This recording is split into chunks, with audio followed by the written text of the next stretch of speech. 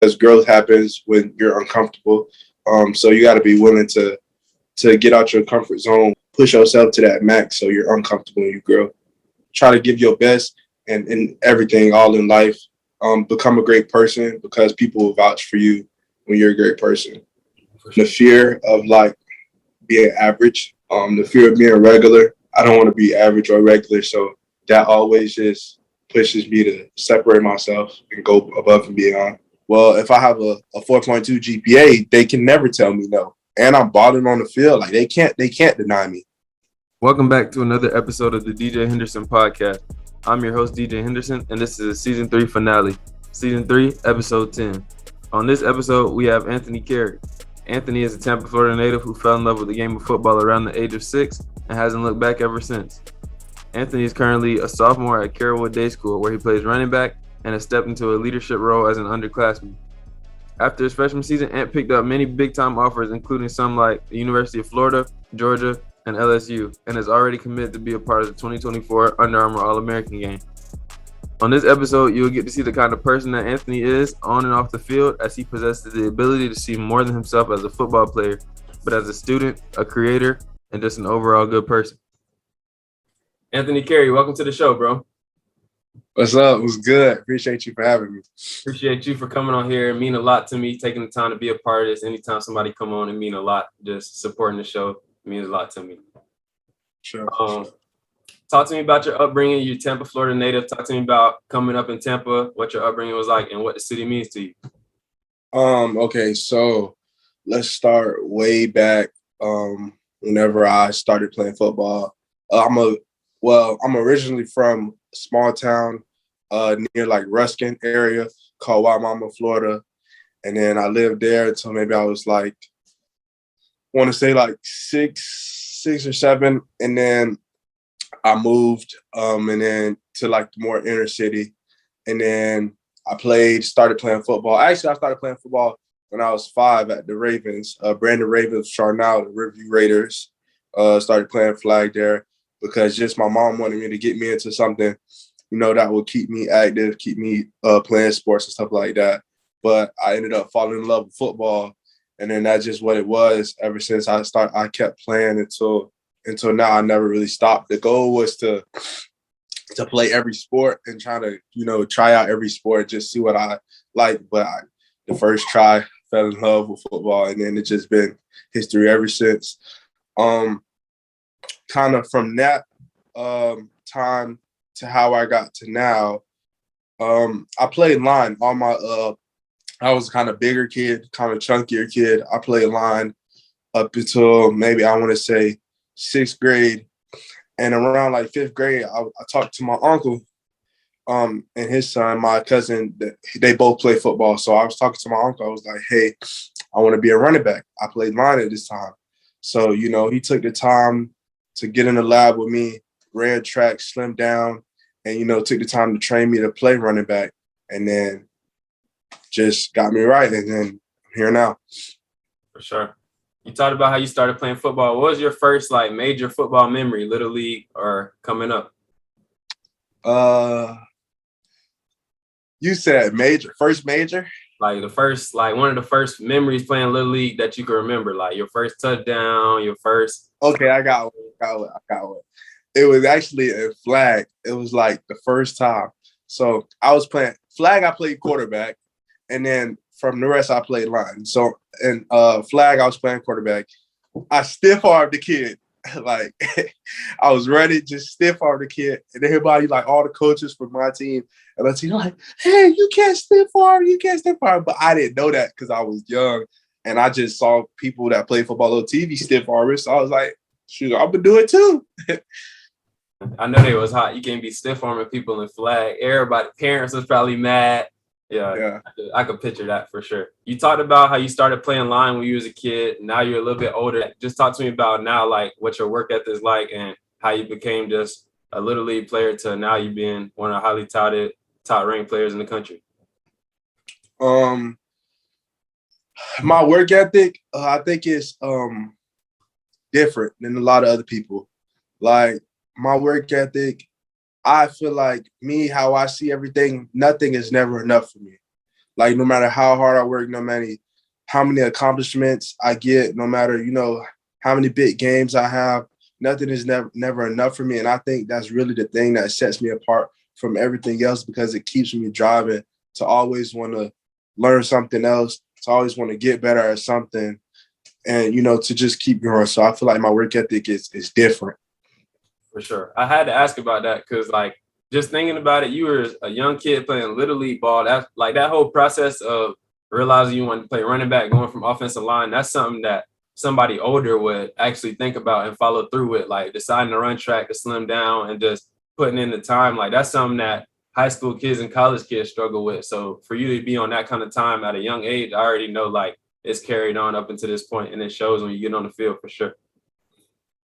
From that point, when did you realize like you was really going to lock in and take it all the way serious? Like you wanted to do bigger and bigger things with football? So like I said, once I was 5 years old, I kind of I felt love, and I was like, hey, this is what I want to do. But the time I really realized, I was like, hey, like I might be, like able to really do something with this. It was really came from that process of me grinding it out. Once I realized that I came from running 100 meters in 16 seconds to running, like faster times, and I'm seeing the transition of how much better I got, how much faster I got, like just me growing, like that growing process really opened my eyes up to what hard work and grinding could do for me. And from there, like, it's just like, dang, like, that's kind of where my work ethic comes from as well. Cause it's like, dang, like, this is what hard work can do for me. Like, all I gotta do is just work hard, and this is like where it would take me. Like, that's like, why not work hard? Like that just drives me to want to work hard every day, because the growth, like it's set in stone for me. Like I see my work. So yeah. For sure. I think that's the most major part, like one of the most major parts of being an athlete. Like for me, I play basketball. So like for me, it would be like taking the time to work on one specific move or one specific type of shot or one specific drill, like, and then seeing and practice or in a game, doing something full speed, like with real defense, somebody that don't know what you're doing, like, and knocking that shot down or like pulling off that move, like is the best feeling ever. Cause you worked hard to even be able to accomplish that.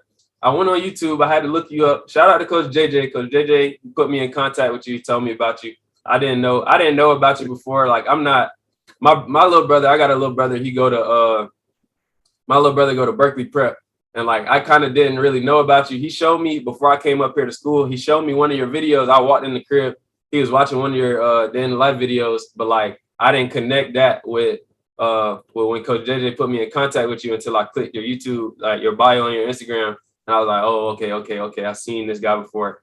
But I checked out like some of your Little League highlights, and you definitely like it's starting to all come together now. Like how you said you went from line to playing running back, because you definitely like a bigger guy. Like I could see it on here. You little filled out. Like, how do you describe your game to somebody that's never seen you play? Like, what's your running style like? Who do you like to watch? Like, what would you describe yourself like? I would describe myself. My running style is downhill, slashing, hard nose, and some of the guys that I look up to or try to model my game after, just because of the aspects that they have that I want to work on more, and that I feel like are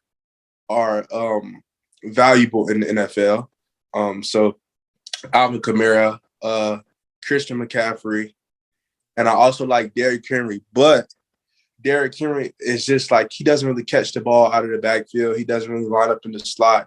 And nowadays, people like a running back that can line up in the slot, line up outside and catch the ball. So AK, Alvin Kamara, and Christian McCaffrey are like those guys that I really look up to, because they catch the ball out of the backfield and they can also pound the ball inside. For sure. I feel like, man, playing with both of them, like I get on the game a little bit. I play Madden a little bit, but like having a running back like that, I mean, in real life too, but I'm just speaking for Madden. Like when you play Madden and you got a running back like them two, like being able to run routes, you match up on linebackers, it get wicked for real. They get the X factor and they be sliding when you hand it off too. Like, I feel you for sure. I like those two. It's good that you got those two in your mind, because a lot of running backs, like you said, aren't aren't able to do stuff like that, aren't able to line up in the slot, aren't able to catch passes, run out the backfield. So that'll definitely separate you going to the next level for sure. If you're new to the show and you're watching on YouTube, make sure you like, comment, subscribe, and turn on post notifications so you never miss out on the show. If you're tuned in through the audio experience, make sure you leave a review, a 5-star rating, and subscribe to the show. Right now, you're starting your sophomore year at CDS. What has it been like since you got there last year, and just what's your high school experience been like so far?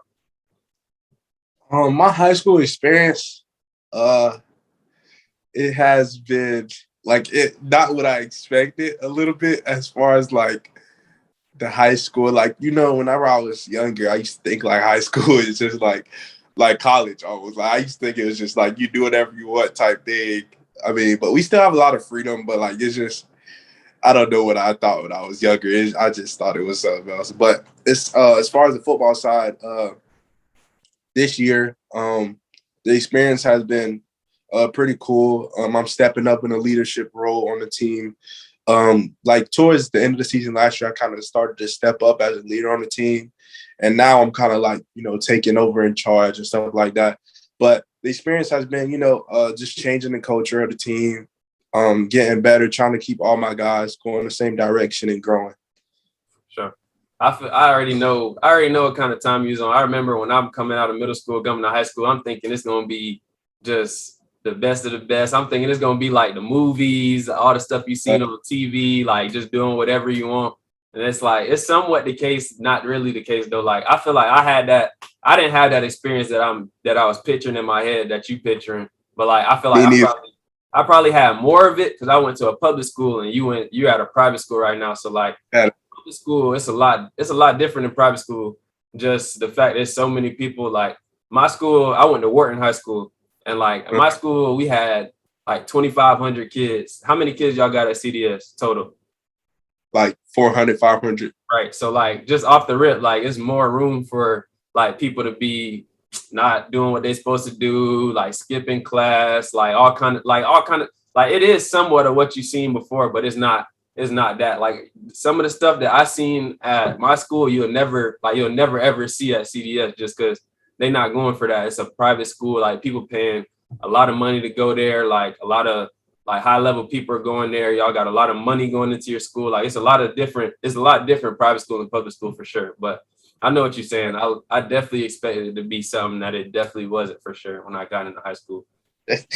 Yeah. At CDS, I know they stress academics, and as far as I've seen on one of your videos, you got a pretty high GPA. I think I seen 4.2, 4.3, over a 4.0. Talk to me about academics, why you take it serious and how important it is to you. I'm gonna be completely honest with you. The reason I take academics so serious is because I know what it can do for me as far as the sport that I love. And because I'm so passionate about the sport, because I love the sport so much, I just always want to give myself the best opportunity I can to get to the next level. So when I think about going to college, I want to give myself the best chance over the next guy, because I know there's another running back that a college will recruit, but does he behave himself better than me outside of school? Does he have his grades in order like I do? So I look at all of the small things that add up to ultimately, me excelling at the next level. So that's just kind of one of the small things that I saw. Well, if I have a 4.2 GPA, they can never tell me no. And I'm balling on the field. Like they can't deny me.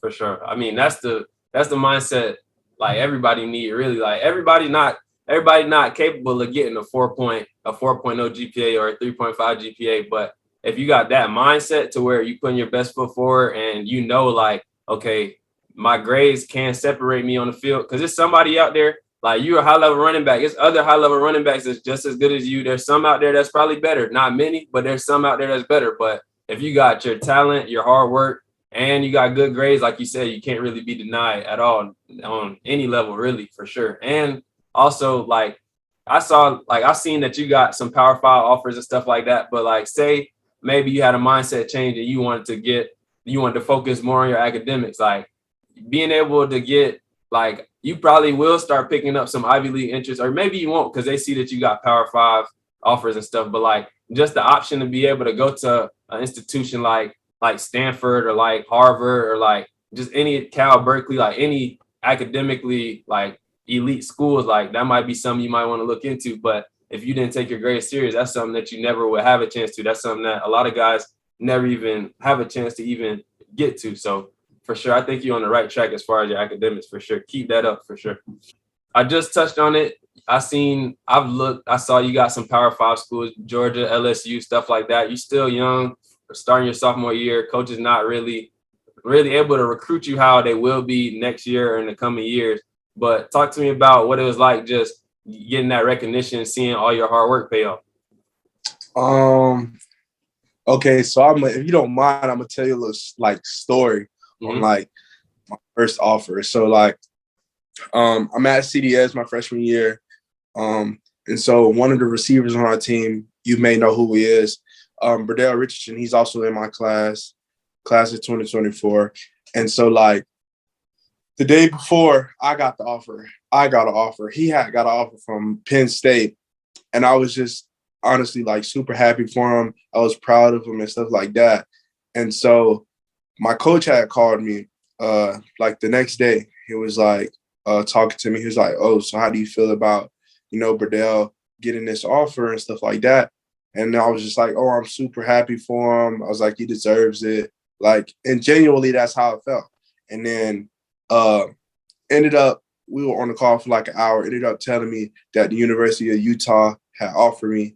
And I was just like, super excited. It was just amazing to get that recognition. But I say that to say, like, what I'm saying? Everybody wants the offers. Everybody wants the attention.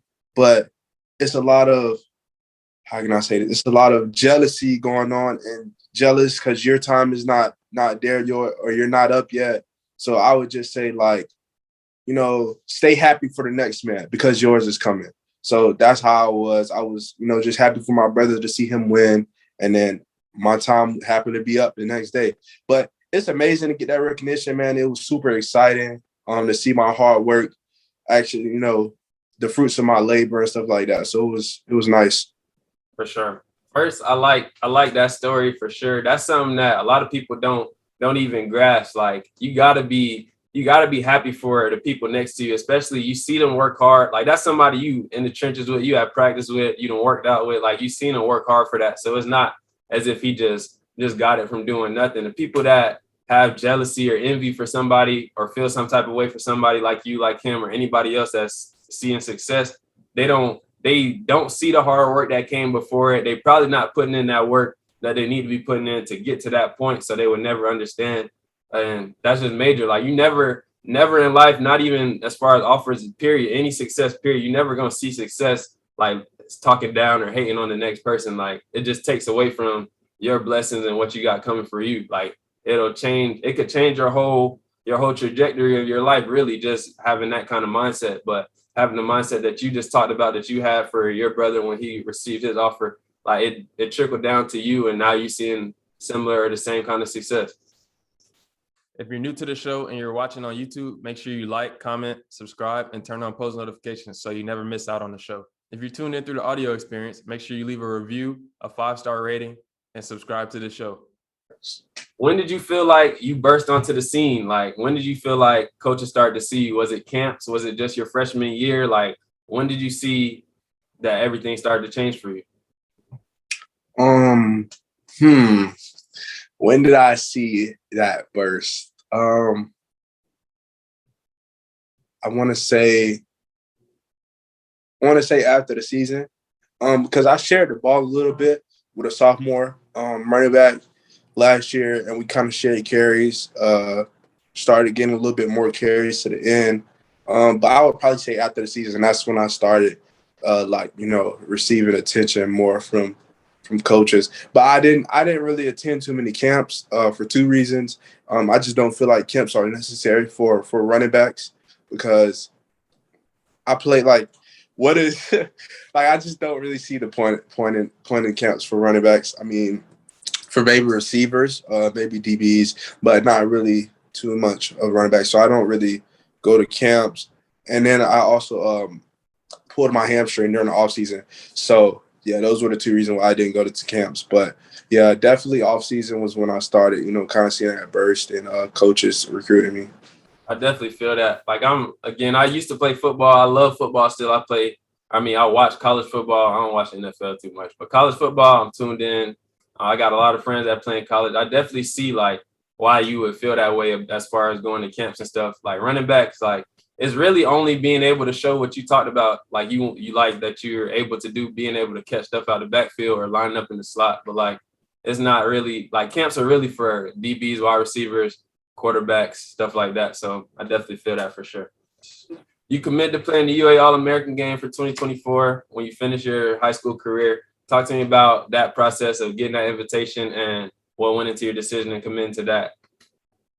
Honestly, I just want to play it just because, like, it's just why not? Like, all of the guys that I looked up to played in that game. DeMarcus Bowman, one of my favorite running backs, he played in the UA game. So that's all that needed to. That's all they needed to know for that. For sure.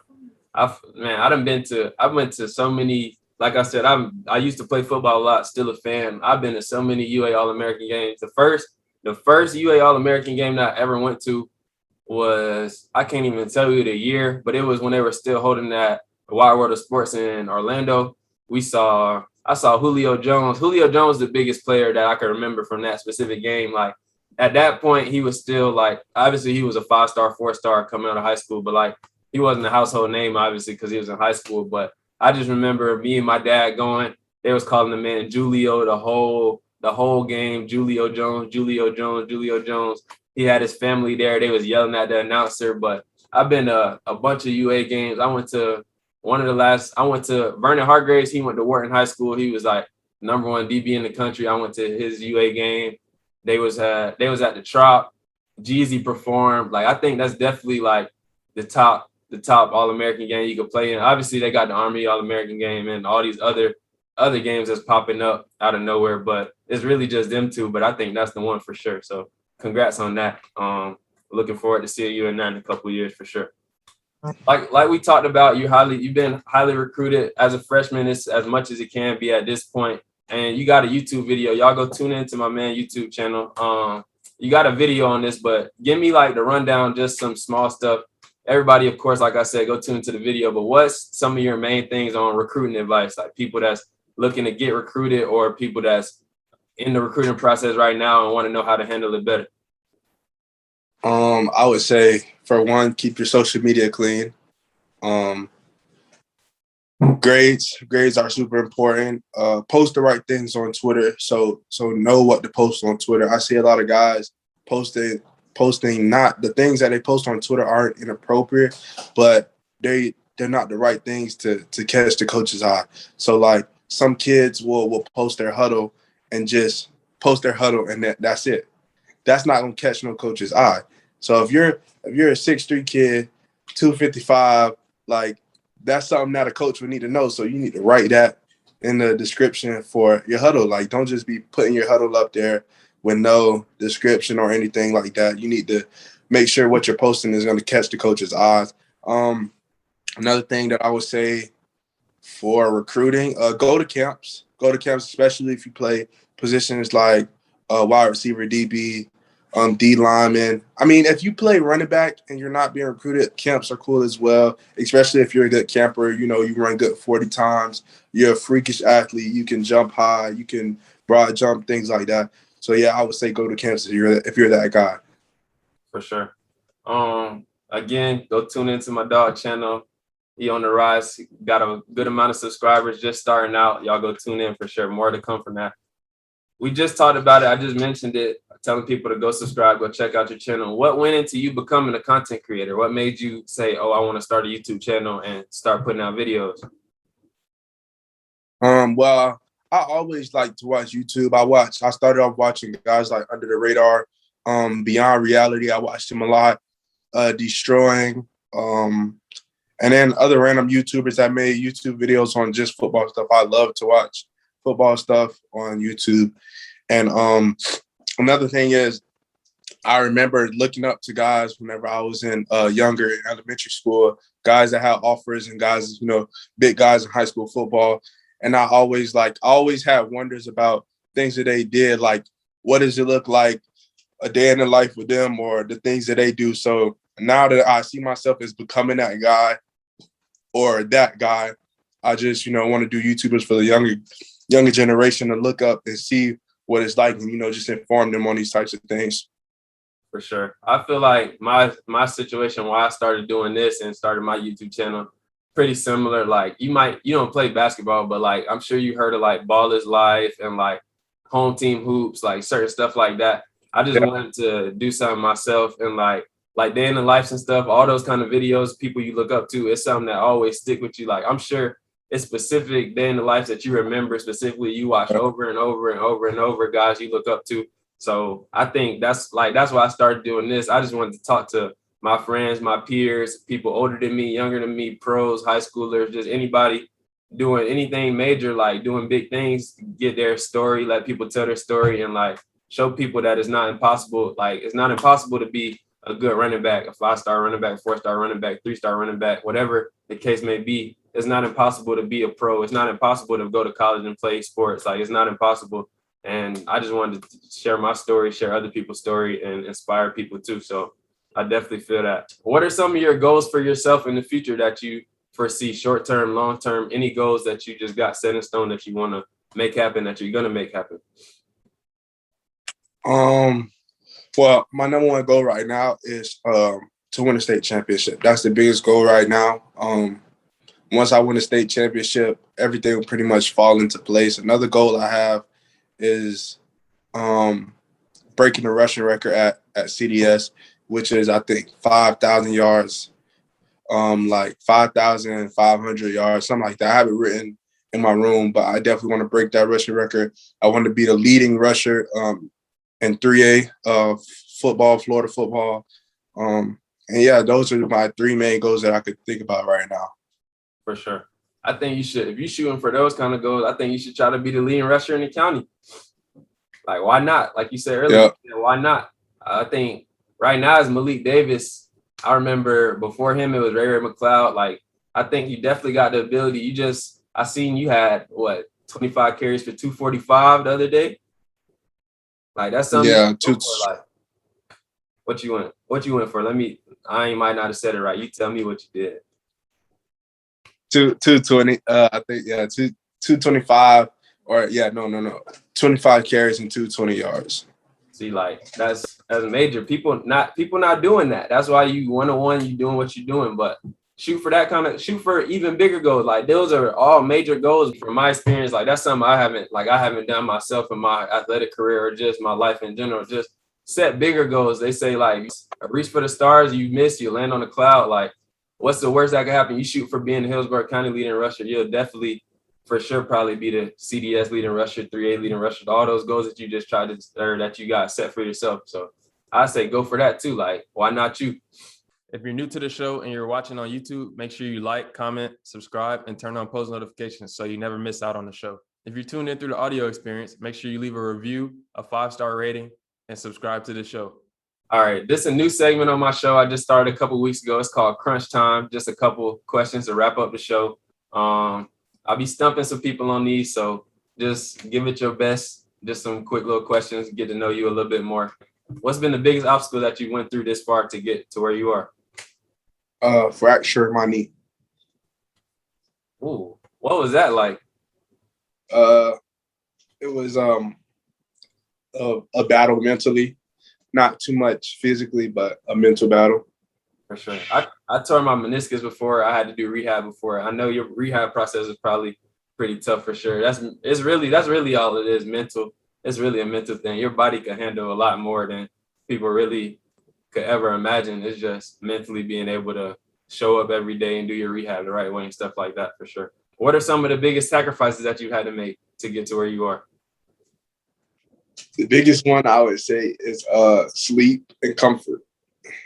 Because you lose a lot of sleep. And then comfort, like physically uncomfortable, because growth happens when you're uncomfortable. So you got to be willing to get out your comfort zone and, grow while you're training. So not being complacent while you're training, always try to push yourself to that max so you're uncomfortable and you grow. For sure. what would be like the best advice you would give to somebody that wants to be just like you, that's coming up, that's seeing this, that's watching your YouTube channel, that's seeing what you're doing on the field, in the classroom? Like, what would be the best advice you would give to somebody? Not just give 100% on the field. Try to give your best and in everything, all in life. Become a great person because people will vouch for you when you're a great person. What's one or two quotes that you live by? You mentioned having the records written down in your room. Like, what's something that that stays with you all the time, every day in life, that keeps you going? Dang. Okay, you might have got me on this one. Hold on. You say a quote or just like quote, a motto, like anything that you say to yourself, like that keep you just going? Well, recently, I've been living by when my coach started this, just win. So he'll be like, win the day, win the meal, whatever you do, it just win it. And it kind of started off as a joke, but like once you sit down and think about it, it's like, I can actually win this. Let's win this. Let's, win everything that you're doing. So while I'm on class, if I'm not paying attention, I'll think about what Coach Kaiser will say. He'll be like, oh, win the class. So let me sit up, let me pay attention and win the class. For real. As silly as it might have started off, that's something that's with you. Like, you think about it in class, you think about when you're eating, like a winning mentality. You can't have a winning mentality 4 days out of the week, 5 days out of the week, 6.5 days out of the week. Like, you got to have a winning mentality all the time in order to do great things, extravagant things, for sure. That's something you're never going to forget. Like, you're never going to forget, even though that started off as something silly. Like, that's something that's always going to stick with you, for sure. What's something that random people wouldn't know about you, but your close friends, your family know that you like to do, or like that you do?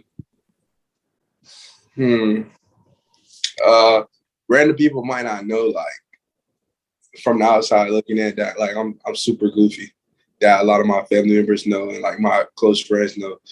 Because sometimes like I have like just my resting face may not be. If you don't really know me, you may not know that, but yeah, I'm just super goofy. For sure.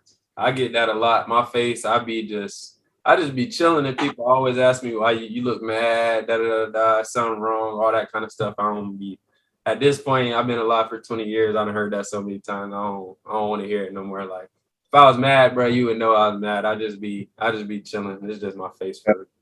Hey. What's your why? Like, what keeps you going? What keeps you just pushing forward, just being the best you could be? I have a lot of whys, but one of my whys is the fear of like being average, the fear of being regular. So I don't want to be average or regular. So that always just pushes me to try to, separate myself and go above and beyond. For sure. What's the best piece of advice that you've ever received? Best piece of advice. Let's see. Got him. Best piece of advice. Follow your gut. That's a major one, for sure. That's definitely a major one. As you grow up, like, you still like, I don't like to sound like I'm just so much older, but you're gonna run into different situations as you get older. Like, that's always something major. Like, if something don't feel right, always just go with your gut, for sure. Like, always, that's like, I can't even put it into words right now, but that's major. If you could meet and spend a day with 3 people, dead or alive, who would they be and why? So for one, I've been saying this for a while. My cousin listened to me tell him this all the time. I've been just telling him this all the time. I want to spend a week with Alvin Kamara and just like live in his house and just train with him. That's just some, I just been telling him that. So Alvin Kamara, Inky Johnson, a motivational speaker, and let's see. Those two are the main people that I really want to meet. And then probably Michael Jordan too. Yeah. All right. That's a nice 3. I ask that question on every episode. I be thinking about the three people choose. That's definitely a major three. Nobody said Inky Johnson before.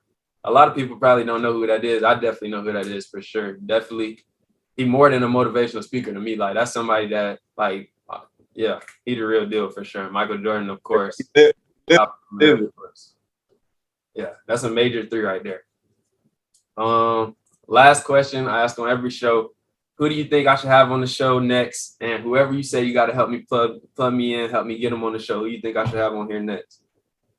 My dog, Ferdinand Richardson, because he go spice it up. He go make you laugh. He's a goofy. He's a goofball. So yeah, definitely have him on the show. He lit. For sure. All right, bet. If you see this, bro, I need you on the show. Mr. Richardson, I need you on the show. Come get on the show. The show calling you, man. You've been requested. That's about it for everything. And I appreciate you coming on here again, taking the time out to do this. It means a lot to me supporting the show. Definitely excited. This is definitely one of my favorite episodes I've done in a long time. I appreciate you, bro. Tell everybody where they can find you on social media, your YouTube channel, all that.